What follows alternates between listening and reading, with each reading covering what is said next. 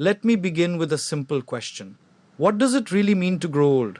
Is it just about the number of years we have lived? Is it about the wrinkles on the face, the slower steps, the weaker eyesight, or is aging something deeper, something that happens quietly inside the mind? There is a beautiful truth that life keeps whispering to us, but we often ignore it. You don't stop learning because you grow old. You grow old the moment you stop learning.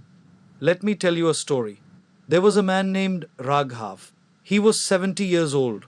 For most of his life, he had lived a very simple routine: wake up early, make tea, read the newspaper, sit in silence on the veranda, talk to neighbors, sleep early, repeat, no surprises, no excitement, no new challenges. And somewhere along the way, Raghav started believing something silently. My learning days are over. I've seen enough. I've done enough. Now, life is just waiting. He never said it loudly, but he lived it. And when a belief becomes a lifestyle, it quietly becomes your reality. His children had moved to different cities. His grandchildren visited once in a while during vacations. Technology was growing fast around him: phones, apps, internet banking, video calls, but he stayed away from all of it. He would often say, "These things are not for my age." But deep inside, it wasn't age that was stopping him. It was hesitation. It was fear of being slow, fear of pressing the wrong button, fear of looking foolish in front of younger people. So he chose silence over learning. And that's how many lives quietly slow down, not because time stops, but because curiosity stops. One summer afternoon, his grandson came home from school, excited and energetic. He had a small laptop in his hand. "Dadaji," he said, "I will show you something amazing today." Raghav smiled politely, the way elders do when they expect something childish. "What is it now?" he asked. "Video calling," the boy said excitedly. "You can see and talk to people who are far away." Raghav laughed softly. "In my time," he said, "we used to write letters. They took days, sometimes weeks, and now you say we can see people instantly." The boy nodded enthusiastically, but Raghav shook his head. "At my age, what will I do with all this?" The grandson didn't argue, he simply smiled. "Just try once, Dadaji." And something in that innocent insistence made Raghav agree. Not because he believed in it, but because he loved the boy. What happened next was messy, funny, and chaotic. The mouse moved wrongly. The camera turned upside down. His face appeared in strange angles. They both laughed uncontrollably. And then suddenly the screen connected, and there she was, his daughter, sitting in another city, smiling, waving, alive on a screen in front of him. For a moment, Raghav didn't speak. His hands froze. His eyes softened. Something inside him shifted. He whispered almost unknowingly, "So, learning still has something to show me." That moment was not about technology. It was about realization. We often misunderstand learning. We think learning is only reading books, going to school, passing exams, getting degrees, but life quietly teaches us something else.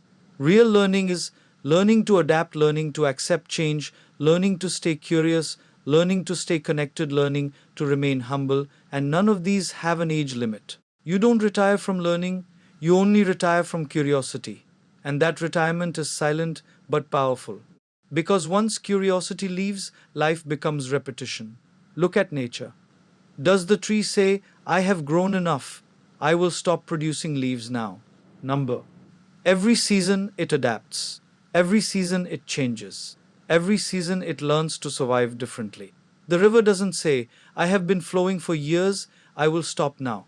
It keeps finding new paths. It bends. It adjusts. It continues. Even the sky changes colors every evening, as if reminding us change is not the end, it is the process of living. So, why should human beings be different? There is a powerful truth most people don't realize. Aging is not in the body first, it is in the mindset. A young person can feel old if they lose curiosity, and an old person can feel young if they keep learning. I have seen people at 70 learning to use smartphones. I have seen them learning new languages. I have seen them learning meditation, painting, even dancing. And do you know what changes first? Not their age, their energy, their spark. Because learning brings something back to life that no medicine can: interest in tomorrow. After that day with his grandson, something subtle began to change in Raghav. It was not dramatic. There was no announcement, no sudden transformation where he became a new man overnight. Real change never looks like that. Real change begins quietly, like morning light entering a dark room. At first, he resisted it. He would sit in his chair and think, that was just one experience. It doesn't mean I need to change everything. But something had already cracked open inside him, curiosity. And once curiosity returns, life never stays the same. A few days later, he asked his grandson, can you show me that video call thing again? The boy's eyes lit up, not because technology was new, but because his grandfather was willing. And willingness is the real beginning of learning. The second time Raghav tried, it was still confusing. He pressed the wrong buttons. He forgot steps. He got frustrated. At one point, he leaned back and said, maybe this is not for me. That sentence so common, so dangerous, because it doesn't come from inability. It comes from discouragement. But the grandson said something simple. Dadaji, even I didn't know this when I started. That line stayed with him because it removed shame from learning. And that is what most people need, not talent, not intelligence, but permission to be a beginner again. So Raghav tried again, slowly, patiently, and something beautiful happened. He began to improve, not because his mind suddenly became younger, but because his ego became smaller. And learning only enters where ego leaves. There is a powerful misunderstanding in society. We assume young equals capable of learning, old equals too late to learn, but reality is different. It is not age that limits learning, it is resistance. Some young people stop learning early because they think they already know enough. Some elderly people continue learning because they accept they don't.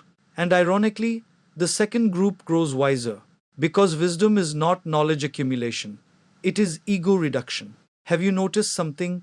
When people stop learning, life starts feeling heavier.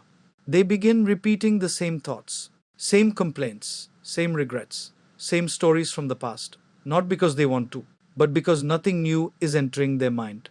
A stagnant mind always revisits the past. A learning mind always leans toward the future. And the future, even at 70, is still alive. At 20, we learn to build a career. At 30, we learn to build a family.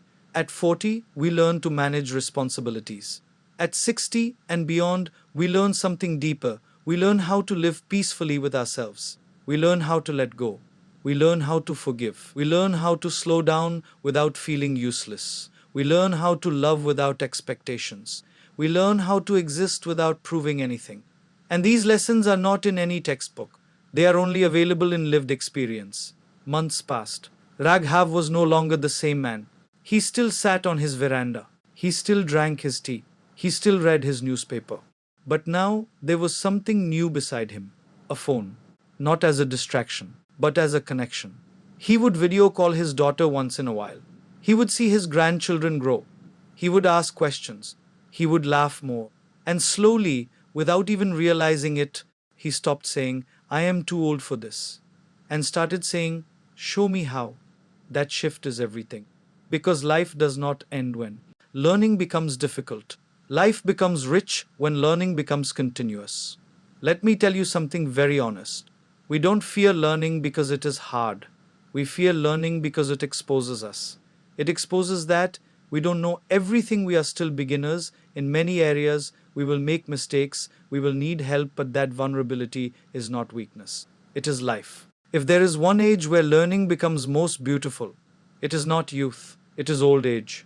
Because at that stage, there is no competition left, there is no race to win, there is no pressure to prove, only curiosity remains pure. And when curiosity is pure, learning becomes joy, not burden. So if you ever feel it is too late for me to learn something new, pause for a moment. And remember Raghav, the man who thought his learning had ended until life gently showed him, you are not done yet. Because life never stops teaching. It only stops teaching to those who stop listening. And the moment you say, I am still willing to learn, that moment you are young again. Not in body, but in spirit. And that is the youth that never ages.